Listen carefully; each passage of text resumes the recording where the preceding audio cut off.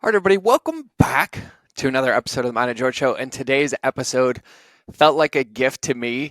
So I know, I believe in my heart, it'll be a gift to you.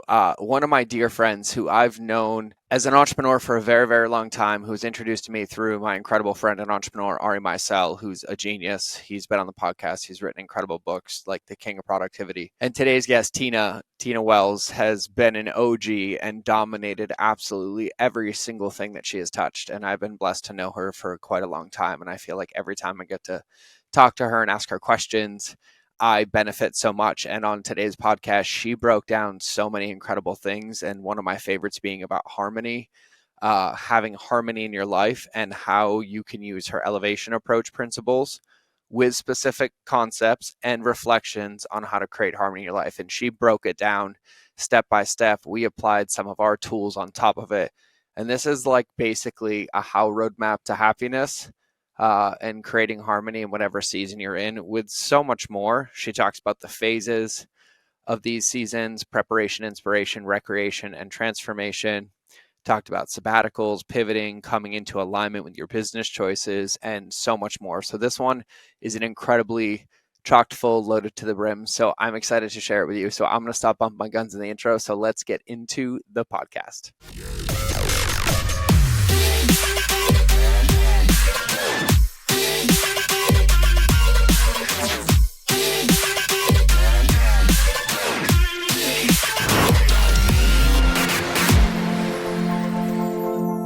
All right, everybody, welcome back. The only way I know how to describe today's guests would be a universal gift of a queen landing on my plate today, because today's guest is just a woman of stature, compassion, integrity, giving, fire, fierceness, and everything combined, who I've had the pleasure of knowing, meeting, and my heart was so full today when we got on. And she said, when I looked at my schedule, I have a podcast with my George Bryant. And so I feel held so incredibly well. And so we will welcome the queen of elevation. We'll get into that later, Tina Wells. Tina, welcome to the show. Thank you, George. I really was so happy when I saw, that's my George. I know. I felt like only I know you. I know. It was like, Not all it the was people. good. I was like, my George? I have to tell you, I've been on the road for like 3 weeks, and I have like 6 weeks of travel coming up. I got home last night. I'm home today to unpack, repack, and leave tomorrow. And I was like, looking at my calendar, and I saw 2 podcasts in it, but I didn't look. And I was like, okay, I got to do this. Like, get in the zone. Like, I know you're tired. Like, let's go. And then like 30 minutes ago, I opened and I saw your name. I'm like, Tina? And I was like, all right, studio setup. Here we go. Yes, fun one. And so thank you for that gift here. Of course. I feel like we're living the same life. I've just been traveling home to unpack, repack, but it's been good. Well, you know what's so beautiful about that, when I didn't even realize it? I think the reason we're able to do it so effortlessly is because we don't try to balance it, but we'll talk about that in a little while. So before we do, Tina, I obviously know you. I've had the pleasure of spending time with you. I think you're incredible, but every time I hear you speak, I find out something else that you do, something else that you're a member of, someone else that you happen to know, some big influence you have, and I'm always amazed. And so for context for all of my listeners, can we kind of give the story of Tina however you would like to tell it? Sure. I mean, it's funny because I feel like now when I tell the story, it goes right into why I wrote this book. But you know the short form, which is I was a teenage entrepreneur. I started my first company, a marketing company, when I was 16. I ran it until I was 40. And then at 40, had this moment of life needs to change. I'm not sure how. My dad got sick. I went through this process with him of watching someone who was like super happy about his life, very content with the decisions he had made. And, to your point, by this point, I built the Super Soul 100. I had a thriving business and I wasn't happy, right? And I didn't really know that. I ended up going on my first sabbatical that year and decided what I really loved was middle grade fiction. I'd written a middle grade series in my 20s and 30s, loved it, but was very focused on marketing. And so when I went on sabbatical, I was given the opportunity to partner with Target. In the last 3 years, we have created 14 middle grade titles together. And so that was a really exciting journey. And during that process of just getting to know them, I found this really interesting intersection where I could bring content and commerce and community together. And that's what we're talking about now. I have a new book, The Elevation Approach, which is really my guide to help people bring big ideas to life. During the process of me doing all my book projects, one of my friends just said very casually, how do you do it? Like, I have an idea, I don't know where to start. And I wrote a plan to help her. The plan became the book, and it's what I love to talk about now. And so it's all about how we can do all the things we want to do in our life without sacrificing us, right? So like you and I were traveling, we're doing a lot of things and we still feel good, right? And that's what the book is about. It's about creating the harmony you want, but also accomplishing things, right? So we've got to go between, hustle culture to now this soft life, which makes no sense for people who want to make money and live nice, where I feel like work-life harmony says you do the work that you love, you find a place for all the things to fit in your life, and that's the goal. Yeah. I want to ask you a question about that because I agree, and I think I have a few questions, but the first one is when you talk about like the behaviors or the choices of like choosing something new, like choosing to be happy or being on the road and like feeling fulfilled, I think I want to clear up that like for me, that isn't always like I'm in a hotel room and it feels like rainbows and unicorns. For me, that feels like sometimes I'm sad and sometimes I'm crying. Yep. But when I'm sitting there, I'm realizing that I'm aligned in my choices for what I said I wanted to do and who I wanted to be. And so it feels easy to me because I can remind myself that this is my workout per se, and this just happens to be a hard set. But by accomplishing it, it might be a low note, and then there's a high note, and that creates harmony. And so I wanted to say that. Absolutely. I wanted to say that because I think for years, I even had a chip on my shoulder where people like, I manifest my life and I'm always positive. I'm like, what? I see demons all day. What are you talking about? Like, what? And so I just thought that was important to say. I think it's a really important point to make. I've been doing a lot of talks, especially talking to younger women, right? Let's say they're at a place where they're getting a professional degree. There's like nothing fun about that last month, right? We're in a time right now where so many people are graduating. They're like, what they've just gone through to get to the fruition of their goal was not fun at all, right? Work-life harmony says, no, it's not possible to take a trip in the middle of something, but it is possible to carve out an hour, right, to just go have a coffee with a friend and make it better, right? And I do think that for a while, we tried to pitch people on this idea that if you weren't happy all the time in every little situation, you just weren't trying hard enough, right? Where work-life harmony says, yeah, I might be in a series where I have a lot of work and it's really hard. And I would really like to be with my family, my kids, but I got to grind this out. And then I'm looking forward to this thing, right? And it's the idea that I think what you've said so brilliantly, which is what I try to really tell people or help people do through this book, is get in touch with how you're feeling, acknowledge it, and be honest about it, because then you can get the tools you need. So if you're not at a place to be honest that this really sucks, then you don't get the tools to help you through the fact that this really sucks, right? But I'm with you. It's like, I like my bed, but if I'm in a hotel, what can I do? What can I curate? What rituals can I bring in that's going to make that experience not suck as much as it would if I didn't have my things with me? Oh my God, that is so good. That is so good. So good. So I have a question about that because, you talked about earlier, like when you took your first sabbatical, right? And even with what you just said a minute ago, I remember there were so many points in my career where I was like, this sucks. But for whatever reason, I felt like it sucked so bad, but it didn't suck enough for me to stop doing it. So I kept doing it. And so it was like this vicious cycle. And I feel like I didn't even know what to look for to tell that I was like out of alignment or out of balance or, out of harmony. And so like, how can people even recognize like some of these tells and triggers? I feel like for me, I only learned because every time I got there too late and the universe just punished me. And so I'm trying to give people a head start here. I'm with you.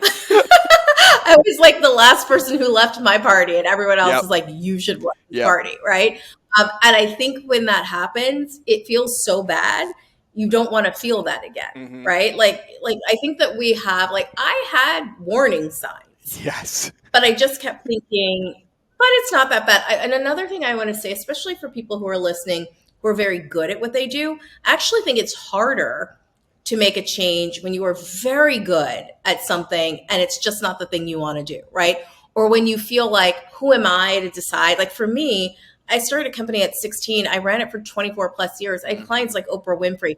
Who was I to say I'm jumping off that train and doing something else, right? Because then I Yes. feel like, but so many people trusted me, so many people believed in me. I'm representing for all these other people, right? Then we have all the chips that come on our shoulders for people we have to represent. And Uh-huh. so I think sometimes we know what we want to do, but we don't feel at all like we have the right to do it. And I think what you'll realize when you're doing all these exercises in the book, it's going to feel like I'm asking you a lot of questions. I am, because sometimes we don't know what we want. I Mm-hmm. did not know what I wanted.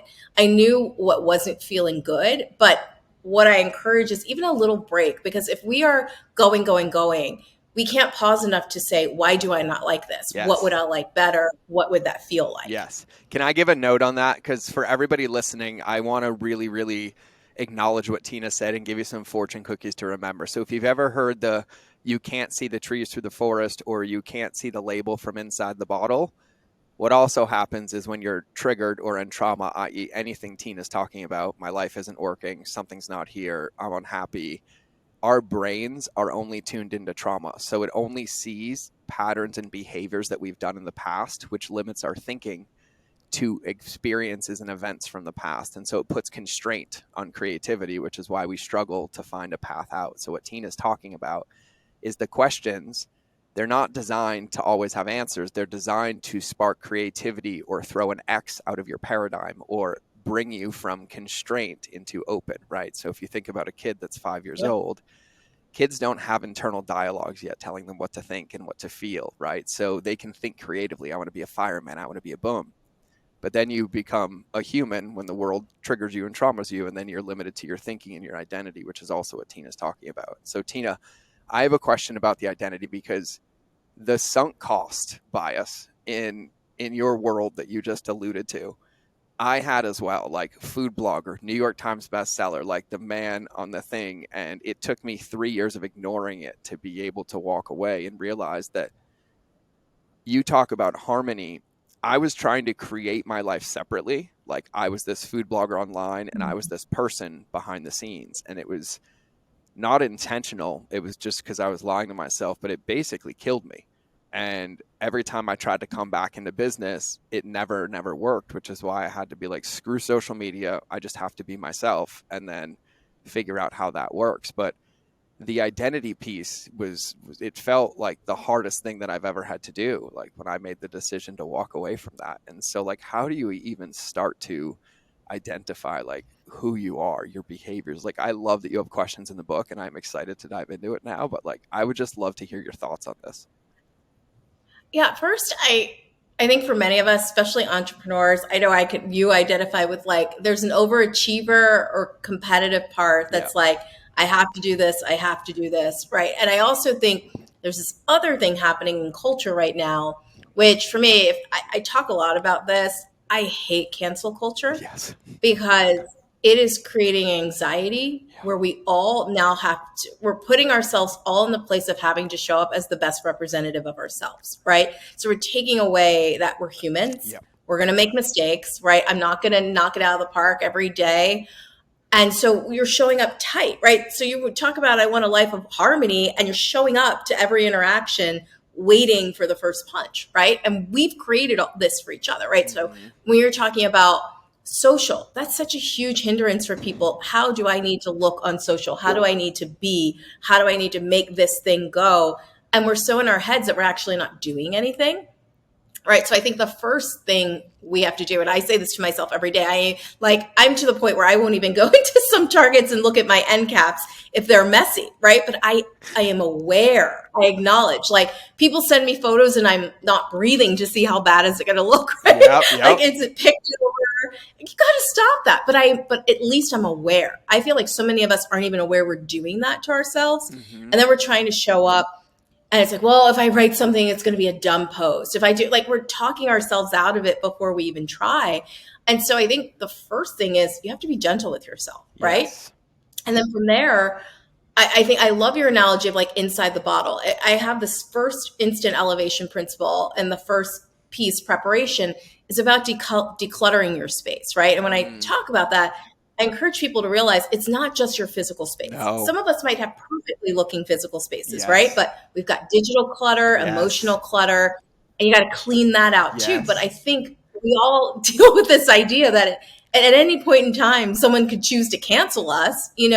How do you show up and live this harmonious life when you're always looking over your shoulder about who's ready to take you down, Oh my right? And I think God. collectively, we've got to figure this out because what's happening, I believe, is people who have such big gifts to offer are just not even getting in the game because they're so scared of what could happen if they make a misstep, right? A And so, 1,000%.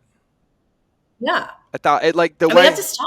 I couldn't agree with you more, and I could go on a rant right now for like an hour and give like a diatribe on this. But the way that I think about it, it's like every time I look at my computer and I open it, I have to update Chrome, or maybe it freezes and I reboot it. But it imagines like with human beings, what we do is like it freezes or a human freezes, and we're literally in the trash, in the trash, Yeah. in the trash, and it doesn't allow iteration. It doesn't allow progress. I used to love, like Les Brown would say it all the time. He's like, practice makes, and it was like perfection. He's like, no, progress, because that's the only thing that exists. And I love that so much. And so, girl, I will be your hype man for this one all day, all day.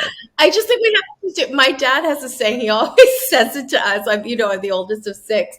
My dad always says, Tina, remember, nothing beats a failure but a try. That's just my dad. He's like, and so when people ask me, like, how do you do all the things you do? I'm like, you have to remember, I have 5 younger siblings. I have my parents. No matter what the world thinks about what I do, I have people who are like down for me no matter what, who are supporting me no matter what. I feel okay, right? Yep. And so many of us, have to remember that. And I think when we talk about harmony, it's like, talk about building your tribe. It's a very important principle in the book because you need your people, right? Yes. Everybody doesn't need to be for you. They don't.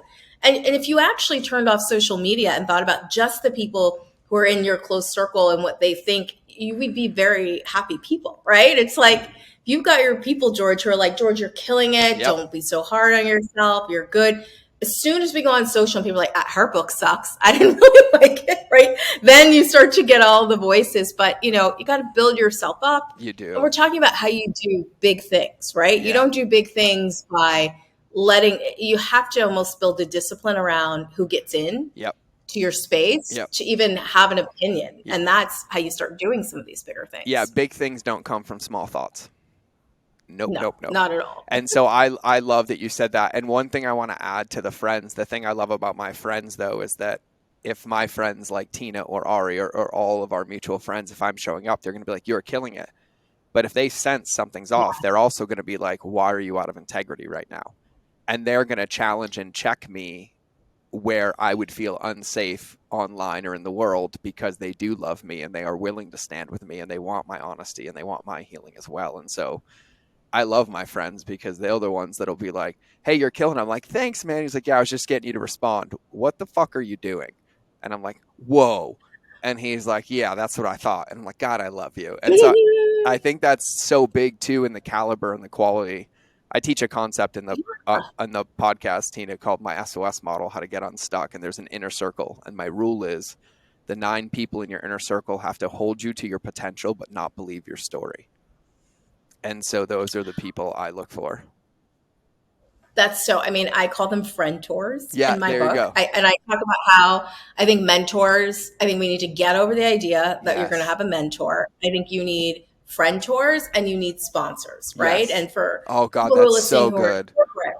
Right? It's like, we don't need a mentor. You need a friend-tor. And my friend-tors actually had a mutual intervention with me when I was like, I have decided what I'm going to do, right? I hated my job. I was very depressed, but I was probably 39. I was like, I'm over it, right? And I had just been interviewing with a big bank to start leading this program. And I thought this was the best thing ever. And to your point, my friend-tors who did not believe my BS, they like cornered me. We were in a fellowship program together, cornered me at breakfast, and they were like, what are you doing? Yeah. No. They're like, that's a great job for someone else. Yep. And someone will take that job, but you have to do the thing only you can do. And I will tell you this, my friends wouldn't have told me that, right? The people I consider my Fab Five or my closest friends would have told me to take that job. It's something about having peers who understand you. And the people you're talking about, even some of the names, those are people who understand exactly where you are, George. Yep. That's very different than cheerleaders, right? Yes. They're like, oh no, I've been where you are, and Yep. don't you dare do what you're about to do. Yep. But just to show up and to say you're open to that takes this very special kind of person. And that's why I talk about, someone asked me, well, you've got these phases: preparation, inspiration, recreation, transformation. And inspiration is when you take your big idea, right? You've gone through preparation, so you know it works. And I said, it's very important you don't take the work to cheerleaders because they're going to tell you to do it. Yep. You take it to people who have done what you're trying to do, and they're going to be honest with you, Yep. right? So you even putting yourself in that group of 9 means that you're open to someone being really honest with you and giving you honest feedback. And sometimes people aren't. We've seen a lot with social people, like they're cheerleaders. Yep. They're like people who are like, go get it, or people go on and tell a story and we're like, that's not an integrity. But people are like, yeah, you do you. And it's like, doing you is not getting you the harmony that you're seeking. No, because I tell people, like, I have, God, you and I love you so much. Like, space is like my thing, right? And you were even talking earlier, I'm going to tie this together, but what you were talking about earlier, you had referenced, like, we start to recognize we do these behaviors. Now, in hindsight, looking back, what I tell my students now, my entrepreneurs now, is like, what you have to recognize is that awareness is the finish line. Because the moment you recognize that you're doing the behaviors, it means you're no longer doing the behavior, even if it's momentarily. So what I failed to recognize is that there was a lot of just behavioral residual patterns that had me believe the trauma or the wound was there. But the moment I actually knew what it wasn't there. And there's a Thich Nhat Hanh quote that I read for years that reminded me of this. And he said, the moment you recognize you are, you no longer are. And then you think about, like, when you have these exuberant moments of life, you don't have one memory of what happened in that 5 minutes when your child was born, or in that 10 minutes when you got married, or whatever, because we were in the moment. And so I use that to remind myself. But the reason I'm so bullish on space, Tina, is I had a shaman that I sat with, like, God, right after I met you. And God, when I saw you last time, I was 75 pounds heavier than I am now, by the way. I know. I let some stuff go, dear. But when I sat with him, I was rampant and I was everywhere. And I was like, well, I'm doing this and I'm sabotaging this. And he looked me dead in the eye. And he's like, well, you've never been quiet enough to hear God's whispers. And it broke me to my soul, because I realized that I never created space. So instead of even allowing myself to recognize the behavior, my default pattern was immediately to get back into it because I was afraid to feel the feeling. And so I just want to give, like, kudos and hype and everything to what you're saying, Tina, and for everybody listening. Like, these are some of the most important concepts to, like, truly have harmony in your life. Well, thank you. But also, I think, like you, I went through it, right? And people don't understand. Sometimes for us, like, when you're in client services, you're almost putting yourself in these positions to be traumatized over and over and over again. Yes. And you don't even realize you're doing it, where you're like, I don't want that again. It's funny. Recently I was visiting with one of my entertainment attorneys, and we worked together for 18 plus years. So a huge part of my career, every book he's done. And we were talking and he's like, so what's next? And I said, I'm just going to enjoy this, and I'm going to do the best I can with this and just keep this going. And he was like, wow, that's awesome. I was hoping you were going to say that, but he knows the old me would have been like, selling 5 more books. I got this, I got that, I got that. And I'm like, this is a really good moment. Let's just be good here and do good work and ride it, right? But I think I was the same, where I just you got to stay on that treadmill, right? Yeah. So I'm like, I can't get off, because if I get off, then I have to deal with all the stuff. And for me, what I hope other people don't have is, like, my dad getting sick that year, and he's doing so much better, and we're so grateful he's here. But that year when he was sick, and again, I spent so much time with him, 2 months he's in the hospital, I'm there just talking, and I'm like, he's just so content and happy and grateful. And he did the things he wanted to do. I just kept asking myself, how do I get there? How do I get there? How can I be there, 40 years from now? And it wasn't continuing to do what I do, but what we're talking about, even listening, right? Being at a place where you can hear a whisper. How do you hear a whisper on an express train, right? Which is what so many of us do. We just hop on the train and hope it's going to work itself out. But I think the scariest moment is when you go and sit in quiet, because you don't know what you're going to hear, and how you're going to Exactly. take that. Exactly. Yeah. And, I think you and I, we get along so well and we have so many similarities. What I'm trying to tell people now is that you end up there one way or another. One way is very, very Yes. easy, and one way is hell. And what it Yeah. took me and most people to realize is like, it wasn't the first break. It wasn't the first close to bankruptcy. It wasn't the first mental hospital. It was like the 11th or 12th or 14th, to Yes. where everything around me had to break so much that there was literally nowhere else to hide except in my own thoughts. And Yep. I'm telling people, and Tina, like my clients, I require them to have at least a 5-minute stillness practice a day, or I won't work with them. Like, that's it. Like, just at least 5 minutes to start flexing that muscle and that behavior so that it can work and start to be used. Like, it is the biggest thing for me. I totally agree. I'm glad you said 5 minutes. One thing for me, being a Black woman, talking about wellness, talking about things, I think for so many people of color, they feel like, well, how can this be my reality too? Right. And I will Yeah. talk about other people, but it's like, well, there's wellness. Like, I don't have 2 hours a day to work out. Right. No. Like, or people anyone who feels like I don't control my day, I don't control how I spend it. Two things I guess are really important in the book. Every single principle, there are 12 principles of instant elevation in the book. Every Ooh. single one you can do for free, right? There's no cost to any of them. If I'm telling you to move, I'm not telling you have to do X, Y, and Z's workout class. You have to just move. And the other thing that you've talked about is give me 5 minutes per day. Yes. I'm not asking you for an hour, but I really believe if you start doing these things, I'm suggesting you take 5 minutes and you realize the benefit. You may not own the 8 hours, the 9 hours, 10 hours at work. You own your commute, Yes. right? And what we're talking about is the discipline around it, right? So you can either listen to one thing on your commute or you can listen to that podcast that is going to elevate your day, right?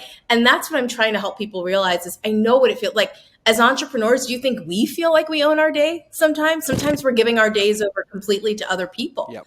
to totally pack them with things, right? But you can get 5 minutes. If you can get in that practice of, I own this 5 minutes and I'm going to use it to change, what you start to notice is 5 becomes 15. Yep. Because then I'm with you. It's like if I don't have 5 minutes to organize my day, it is disorganized. I need 5 minutes to center, to vision. I'm a big visioner. What do I want the day to look like? Yep. How do I want the day to feel? And then I go, but if I just up and start, I'm always feeling off. So, I agree 5 minutes can change your life if you let it, but it's about the practice, right? It's about 1000%. letting in space and saying, every day I'm open to trying to be this new version and not getting back on that hamster wheel. 1000%. And I'm gonna echo this. It's literally about the consistency of the practice, not the result. So even if that, like, so for an example, when I wanted to lose the weight after I met Tina, I started working on this, but I knew myself. And so I knew if I set a bar of like, I have to go to the gym an hour a day, I'm going to fail, but I needed some structure. So my rule, Tina, was for 30 days. By 5 a.m., I just had to be parked in the gym parking lot. I didn't have to work out. I didn't have to go in. I could go home. And out of 30 days, I only didn't go in 7 times. One time I cried the whole time in my car. One time I listened to a book. One time I watched YouTube videos. One time I did breath work. But irregardless, it was relatively easy. And so what I tell everybody, like, this is about one bite at a time every single day. And what Tina's talking about is when we're in trauma and we try to change our to-do list, we change our to-do list with the same beliefs and behaviors, so it gets stuck. And if you take one of Tina's 12 principles or all of them and give each one of them 5 minutes or one of them 5 minutes for 30 days, what'll happen is when it starts to become important or work for you, it'll become 15 minutes or 20 minutes. But that 20 minutes with a new behavior will create constraint in the areas you don't want to be in anymore, which will allow you to become more efficient, to buy more time back, to do more of that activity, which will then start to change your behaviors, to think differently. And so I really want you to heed what Tina is saying and get the book. So Tina, I'm not waiting till the end. Can we just tell everybody the name of the book now, where the hell they can find it? Let's go. Yes, it's called The Elevation Approach. You can find it wherever books are sold. There's a special edition at Target that includes a letter from me. It has journal pages in it. But yes, you can get it. I saw it at the airport the other day. I was super excited to see my book in my Which airport? Philadelphia. I was in Philadelphia International Airport. I was like super All right, excited I'm to see it flying there. tomorrow to 2 airports, so I'm gonna go peek. I'm going on a Tina Wells hunt tomorrow.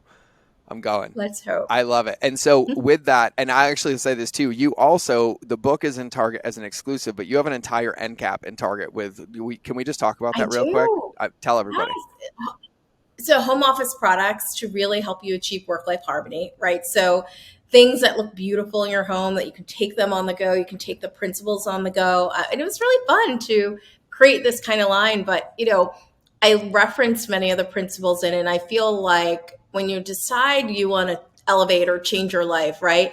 You inevitably have to make an environmental change, right? Whatever that looks like for you, there's something that has to reinforce it, right? And so for me, it's just certain little things like having a notebook, like big on writing down ideas. I have a planner that takes you through the elevation approach and allows you to live like seasonally, monthly, and weekly with the Mm, approach. And so that one's been a big hit. I would say I have my biggest seller is a plan and create journal. And less. it's all about the first phase. And I give you journal prompts throughout. So if you're saying I want to change or do this thing, it just lightly prompts you throughout the journal to ask, how's it going? And Yes. so it's super great to create and I've loved it. But yeah, like one thing I wanted to say, you brought this up about going to the gym, right? One of my principles is around knowing your numbers. And so for Yes. me, I started taking my health really seriously about 5 years ago, but I realized I could tell myself stories. I'm the best And at it. what I had to do was get some accountability around numbers. Like I wear my Aura ring every day because I'm a person that would say, I think I slept okay, Uh-huh. right? You wake up to that sleep score and you're like, oh my God, I'm not ready. I got to get myself together. But prior to that, I was like, I think I slept fine. I think I don't need more sleep. And now I'm like, oh my goodness, this is off. I got to get my steps in. I got to, like, Yep. these are things you hear people say, I need to get my water. I need to get my steps. But when you start to realize that for people like us who have to be on, and I'm not just like us, anyone who is actively living, right? You're Yep. with your family. You want to be good for your kids. These are little things, but I have a brother, he's like, oh, I wasn't doing good with my water. So he found this cool water bottle that prompts him to drink water. Like there's so many solutions to Oh our yeah. problems, right? If we get accountable to the numbers, right? And Yep. again, I invite you to decide what numbers are important to you. But I think it's so interesting how you talked about this, like for 30 days, I have to show up, Yep. Yep. But that was like an accountability where you knew I'm either here or I'm not. There's no Yep. in between or what happened. Yep. And that's hard. That's really hard to decide you're going to become that accountable. Well, like for me, like the thing that I had to get to, and you know my story in my life, like I've faced death many times, including suicide, and what I really came to recognize is that if I'm complaining about a game that I don't like or what's happening on the field, I know the absolute only way to change it is to actually stay on the field. And any moment I'm not in consistency, I'm allowing my feelings, it's literally keeping me stuck. And so I created a model called the wedge of expectations to where I picked my 4 behaviors that were important to me, but instead of setting myself up to fail, I set myself up to win. And so I'm like, my ceiling, Tina, is an hour workout a day. My floor is a 5 minute walk outside. My meditation is an hour a day. My floor is 10 minutes. My breath work is an hour a day. My floor is 3 5 minute rounds. And so what I ask myself is on the worst day, if I can agree to myself that I still want to be alive, what can I commit to knowing that I still have to play the game today or else I'm going to lose? And so that's how I do mine. I think that's amazing. And I think you hinted at something really important, which I've often said this, and my parents definitely taught us the same concept, which is you can't change a game if you're not in it, Nope. and I often think about that, as a writer of color, I can talk about the problems or I can get in there, master the game and be part of solutions, right? And Yes. bridge building and making it so much easier for other people. And I think even as you talk and I talk about overcoming trauma and things that have happened to us as entrepreneurs, I want it to be, I want to hopefully offer solutions to the next generation so that they don't have to go through what we went through, right? And I Yes. think we don't talk enough about mental health with entrepreneurship, right? Or mental health with people who are in charge of their paycheck and what that feels like to constantly have to think about how am I going to do this? How am I going to do this? And the trauma that can come from that, right? And I Yep. often say, like, there's so many entrepreneurs, who are dealing with trauma. Like I wasn't, and I didn't have any money invested in SVB, but the amount of trauma that situation created, and watching founders not know what could happen the next day, Yep. yeah, they got their money back, but like, how do we deal with the trauma that these situations are Yeah. creating as well? Yeah, and I want to piggyback. I want to go back to one thing you were talking about when you were talking about environmental design, because you nailed this. You were talking about these little environmental things, but I think the important note for everybody here is that the environment you create should be the environment that reminds you of who you want to be, not who you currently Mm-hmm. are, right? And so when Tina's talking about like buying back space in your life, right? I have a 45-minute commute on purpose. I got an office space 45 minutes away from my office because I drive by bald eagles, wild elk, bears, rivers, and mountains for 45 minutes every day. And so for me, that's my stillness practice. I get 45 minutes of just me and my thoughts in nature on the way. And so when Tina's sharing this, it's like, maybe you want to lose 20 pounds. Great. But I guarantee you, if you stop thinking about it and you're just like, I'm going to walk 10 minutes a day for 30 days, you'll be way Mm-hmm. closer than you were if you just sat there and thought about it. And so use your environment. Like when she talks about decluttering, like look at your Facebook friends list, look at the content you're seeing, look at the music you're listening to. If you're listening to people that my life sucks, my wife left me, my business is hard, you're going to get more of it. And I fucking love DMX and I miss listening to him, but I'm going to tell you something right now. My life is better that I'm not listening to that every single day. And I'm listening into like who I want to be or how I want to feel. And so whether you're in a cubicle, whether it's your iPhone, the more decluttered in space you can create, the more creative Tina can help you be to find those behaviors. And so I just wanted to say that because I think it's so important.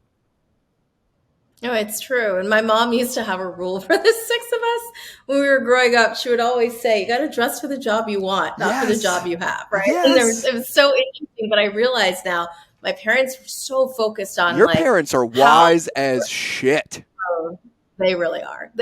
I am very lucky. The six of us are incredibly lucky to have them. But she would always say that dress for the job you want, not for the job you have.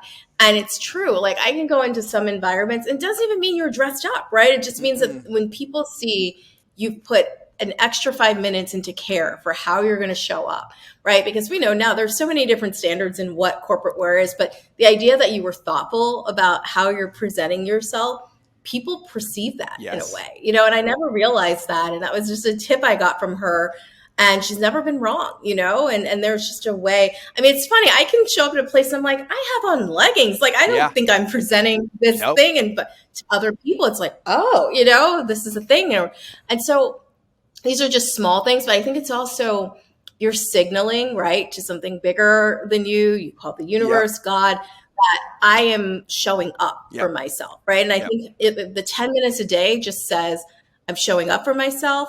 And then there are more opportunities that come your way to show up for yourself. For sure. And like, listen, if you realize that your vehicle, your body is a vehicle, right? You have to drive it first. If you just make sure you put one drop of gas in it in the morning that will last the day, you've still won the day. And if you get one, great. If you get two or three, you start buying your future. But if you just focus on one in whatever area that is, it makes a massive, massive change. And Tina, I want to talk to you about creativity because you are literally one of the most brilliant minds that I've ever met. And every time you speak and the undertones and the principles under the lessons that you're teaching in the book and how approachable and bite-sized, but how much wisdom is packed in there, like it's insane. And so I imagine that comes from this space. And I know you help people with creativity, but as people start to create space, like what are some of the things they can do to start to unlock those ideas again and spark those excitements and those joys in their life?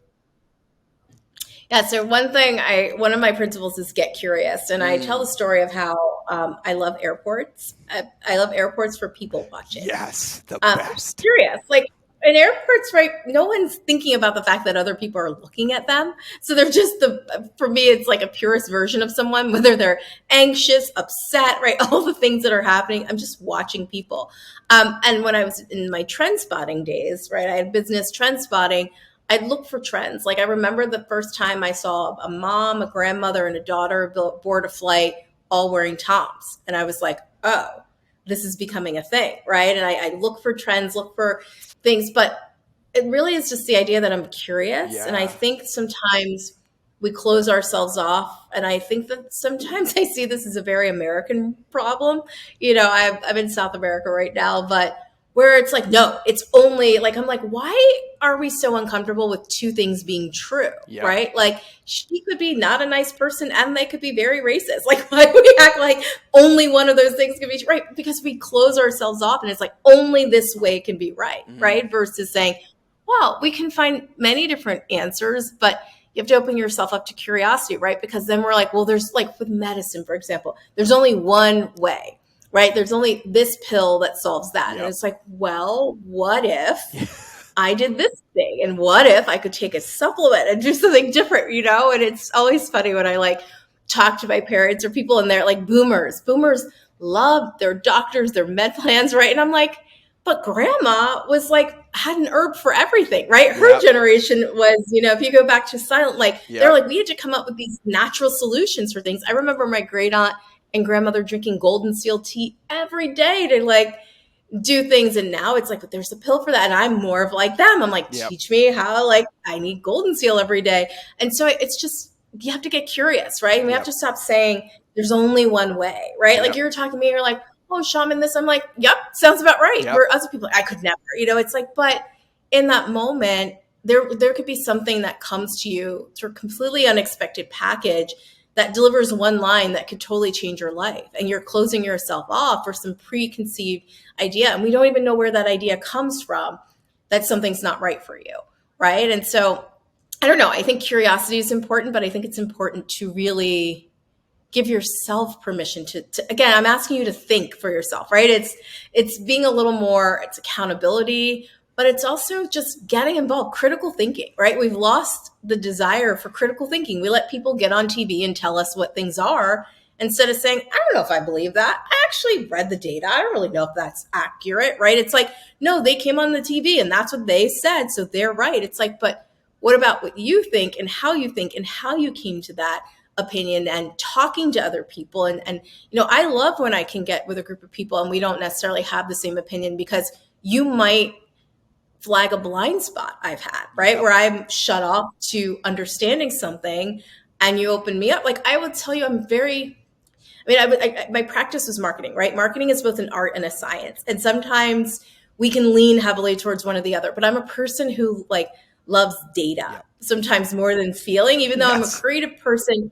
My creativity has to flow to an endpoint that's going to have a result, right? Like if you were like, Tina, just go make something to make it, I'd be like, I don't really know if I want to like dedicate the time, but I need those kinds of people in my life who ask me like, how are you feeling? How does that feel? What color is that feeling? Like I need those people to make me a more interesting person, right? So I think that for me, ask about where's my creativity come from? It's constantly making sure I expose myself to people who are different and think differently, because then it keeps my mind going. And I feel like it just continues to open pieces of it because I'm not trying to do the same thing every day. Yeah. I love that. I have a final question before we start to land the plane near the end. But one of the things that I told myself, I think you'll appreciate this, is I made a rule that I wasn't allowed to consume content for 3 years because I said when I consumed, I was building your vision, but when I created, I was building mine. And so I said I had to earn the right to consume. And so for 3 years, I was only allowed to watch a podcast or a book if I wrote the equivalent of like 3 emails or 3 pages or 3 videos or 3 anything or 3 podcasts, and then I could go consume the next one.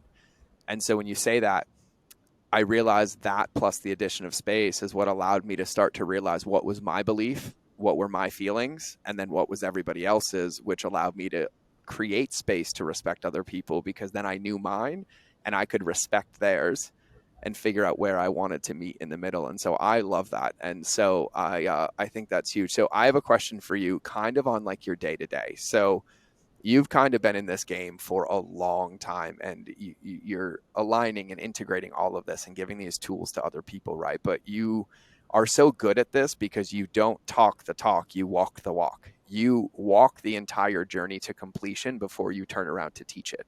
And so for you, what are some of like the most important rituals or habits that you focus on every day? And not necessarily the thing, but like the area or the meaning behind it that you think are like the critical ones for you? Yeah, so I realized at one point during this process that my day is actually the elevation approach, right? So I talk about 4 phases: preparation, inspiration, recreation, and transformation. Mm. And for me, the hardest was, of course, recreation, right? What entrepreneur thinks you need to take time to do something else? And recreation is not your workout, that is in preparation.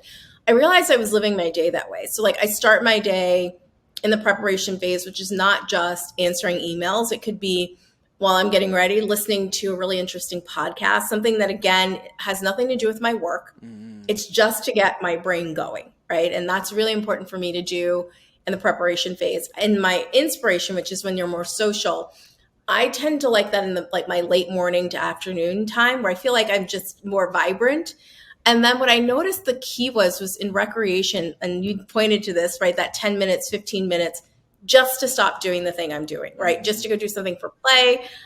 We talked about how kids are so inspiring in that kids just play to play. They don't play with an end goal, right? And so for me, it's finding that time, and then transformation is bringing it all together. And so I've learned that, like, if I can keep that as the rhythm of my day, the things might change, but in the morning, I always find time to do something that I'm curious about. Reading something. I love global news. Again, I don't really read US specific news in my early day. I like to know what is happening in the world, right? I will be plenty of time during my day to find out what's going on in the US, but just like anything interesting happening. And then, talking to people. And then I feel like in the recreation, that afternoon time, just do something for yourself, whatever that is. If it's having a few minutes with a friend, if it's like, I love Flipboard. Actually, our mutual friend Ari got me into it. That was the coolest, best gift he's ever given me, which is to curate my own feed with whatever I want, which may or may not have royal family news. And anytime you have a pause, right, you could just go to your Flipboard and see like, oh, what's interesting, And so I found that already thinking about when I'm going to have those little breaks, right? Like for me, I love a hot beverage in the morning. Depends where I am in the world, what it is, if it's a tea, if it's a coffee, but taking a few minutes in the morning to say, I'm going to do this thing for myself. Something I can also do in hotels, which is great, Yep. right? That I can bring that practice with me. And then I have other rituals that when I'm home, like reintegrating into my house, how I do that is really important, by like baths or whatever, like all different kinds of things. I'm like, okay, I'm home. This is what that looks like. But again, I can tell you this because I've spent time asking myself those questions, Yep. right? And that's the biggest thing we're talking about, which is giving yourself permission to ask, what do I like? Yep. And be really honest about that. Not what am I supposed to like? What am I supposed to do? But like, what is it that I really like? Okay. And then once you get those answers, starting to do those things for yourself. Maybe it's not as much as you want, but just starting to do a bit of it, I think is really important. God, that's so good. That's so good. Okay. So reminder again. So where's the name of the book again? The Elevation Approach. Okay. So everywhere, Amazon, Barnes and Nobles. I would highly Everywhere. recommend you get your booty in the car and drive to Target, and bonus points for taking a selfie with it and posting it on Instagram. What's your Instagram, Oh my Tina? gosh. Tina Wells, at Tina Wells. I would love it if you do that. I repost everyone. I love seeing all the images. At Tina Wells. So let's do Miss Tina Wells a favor because she's an absolute gift. Let's all grab the book if you want it, if it works, and leave a review wherever you get it, and make sure we fill her bucket because I would love that. So, Tina, one last question, and I can't wait to hear your answer on this one. So I want you to imagine that everybody listening just forgot the first 47 minutes of this podcast. They don't have a clue of who you are, what you said, what you do. But in this moment, you have the ability to tattoo a piece of wisdom on their soul that they'll take with them forever. What would your tattoo wisdom be? Oh, seek work-life harmony. Seek work-life harmony. Well, that is a good way to land the plane. I'll take that one. Okay, so that's what we got. So Tina Wells, at Tina Wells on Instagram.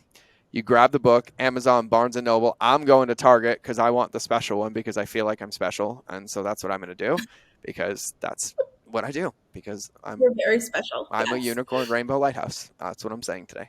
That's why I own pink boots. Oh, Tina, it has been an absolute honor and pleasure and everything in between.